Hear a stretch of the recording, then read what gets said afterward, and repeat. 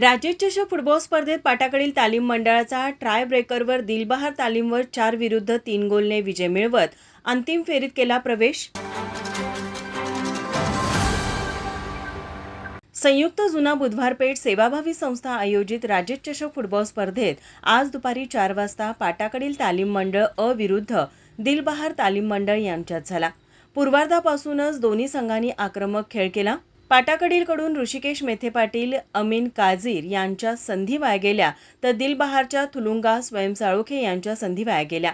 मध्यांतरापर्यंत सामना बरोबरीत राहिला. उत्तरार्धात गोल करण्यासाठी दोन्ही संघांनी आक्रमक चढाया सुरू ठेवल्या, मात्र दोन्ही संघांच्या खेळाडूंना गोल करता आले नाही. संपूर्ण वेळेत दोन्ही संघास गोल करता न आल्याने सामना गोलशून्य बरोबरीत राहिला.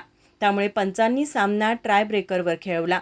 ट्राय ब्रेकरवर पाटाकडील संघाकडून अरबाज पेंढारी, रोहित पवार, अक्षय पायमल, रोहित मंडलिक यांनी अचूक गोल केले तर प्रथमेश हेरेकरचा फटका बाहेर गेला. तर दिलबहार संघाकडून फेबिन साळुंखे, थुलुंगा यांनी अचूक गोल केले तर सनी सनगर, प्रथम भोसले यांचे फटके वाया गेले.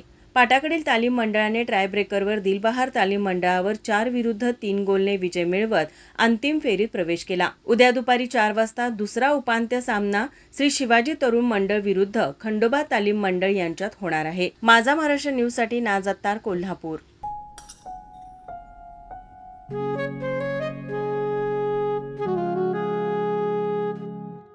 बाबा, आज येताना बासुंदी घेऊन या ना. अगं, कालच आपण आईचा वाढदिवस होता म्हणून आणली होती ना.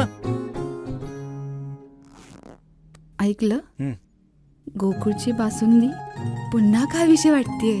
खरं सांगू, मलाही खावीशी वाटतेय.